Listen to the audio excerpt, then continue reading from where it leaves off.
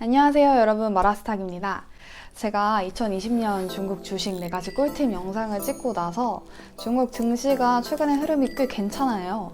그래서 그 영상을 보시고 그럼 어떤 섹터에 투자를 해야 될까 궁금해 하시는 분들이 많을 것 같아서 오늘부터 총 한 5가지 탭으로 나눠가지고 영상을 제작해 보려고 합니다. 먼저 첫 번째는 테슬라 산업체인 관련해서 투자 기회가 있을 것으로 예상이 됩니다. 최근에 테슬라 진짜 핫하죠. 주가가 거의 바닥을 기다가 이제 3분기 실적 개선되고 상하이 공장 양산 이슈까지 겹치면서 최근 주가가 480달러까지 상승을 한 상황입니다. 시가총액 자체가 GM이랑 포도 합한 거를 넘어섰으니까 어마어마한 주가 상승이라고 할 수가 있는데요. 제 애플 부품 영상을 보신 분들이라면 좀 한 번쯤 더 깊게 생각을 해보셨을 것 같아요. 테슬라가 상하이에서 생산을 하면 관련된 기업들도 있지 않을까? 네, 물론 있습니다. 그래서 테슬라뿐만 아니라 중국 A주에도 최근에 테슬라 부품주 주가가 급등을 하고 있는데요. 테슬라 상하이 공장이 어떤 의미를 갖고 있고 테슬라 부품주는 어떤 종목들이 있는지 오늘 영상으로 다뤄보겠습니다. 일단 테슬라의 상하이 공장 설립에 대해서 말씀을 드리면 2018년 7월쯤에 상하이 정부랑 계약을 체결을 합니다. 그래서 2019년 1월에 공식적으로 공장 설립을 발표를 하고 10개월 만에 공장 설립을 다 완료를 한 상황에서 1월 7일에 공식적으로 이제 일반인들한테 모델 3를 교부하는 행사를 가졌는데요.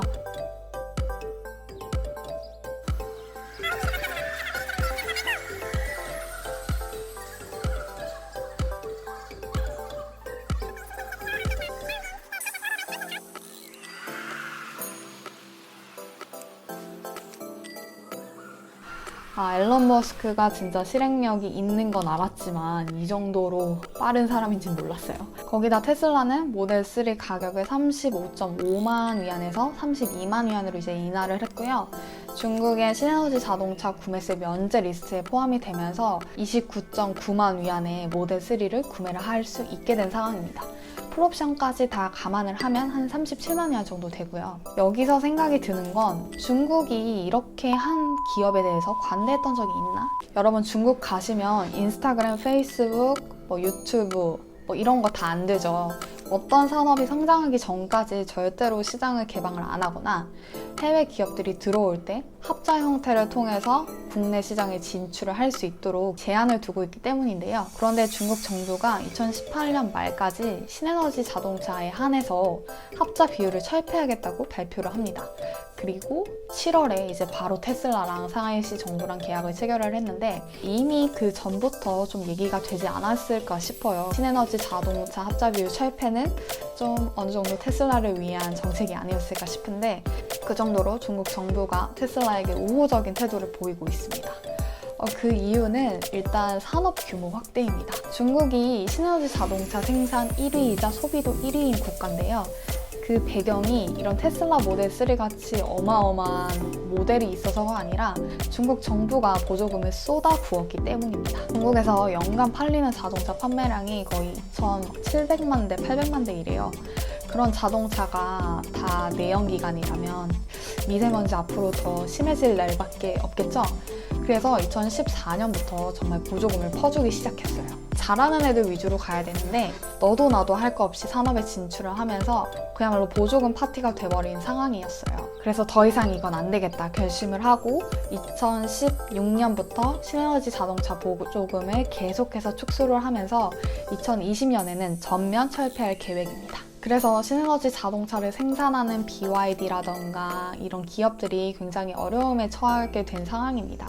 옛날에는 신에너지 자동차 보조금 받는 것 때문에 사람들이 많이 구매를 했는데 굳이 살 이유가 크게 없어지는 거예요. 자동차 기업 입장에서도 난감한 건 마찬가지인데요. 이거를 한 10만 원에 팔릴 걸 예상을 하고 만들었는데 5만 원에 팔아야 되는 상황이에요. 소비자들이 안 사니까. 그럼 저는 이거를 팔고도 적자를 보는 상황인 거죠. 신에너지 자동차 기업 입장에서는 가격을 인하를 하거나 아니면 아예 사람들이 보조금 없이도 정말 이 모델을 살 수 있도록 대박나는 모델을 개발을 해야 되는 상황입니다. 그게 중국 정부가 원하는 방향이기도 하고요. 중국 정부가 내뱉은 말이 있어요. 2020년까지 중국의 신에너지 자동차 보유량을 500만 대로 끌어올리겠다라고 선포를 했거든요. 목표를 꼭 안 지키면 어떻게 되는 건 아니지만 아무래도 공산주의다 보니까 목표 달성에 노력을 하는 것 같아요. 중국의 BYD나 메이치 이런 애들이 아직까지는 유명한 모델이 없기 때문에 중국 정부 입장에서는 500만 대 달성이 어려운 상황입니다. 이렇게 골머리를 앓던 중에 테슬라가 보입니다.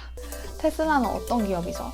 제품은 너무 좋은데 캐파가 안 따라주는 거예요. 그래서 이 생산 문제를 해결할 방법을 찾고 있던 와중에 중국 정부와의 수요가 맞닥뜨려지면서 10개월 만에 공장 설립을 다 완료한 상황입니다. 특히나 모델 3는 29.9만 위안이기 때문에 BYD 이런 애들한테는 그냥 직격탄일 수밖에 없어요. 그렇지만 중국 정부 입장에서는 신에너지 자동차 산업 자체를 키우고 부품주 이런 애들이 기술력이라던가 설계 능력이 업그레이드가 될 수가 있기 때문에 이번에 테슬라의 상하이 진출을 허가한 것으로 해석이 됩니다. 당연히 테슬라에게 부품을 제공하는 기업들도 실적뿐만 아니라 주가가 반등을 하고 있는 상황인데요.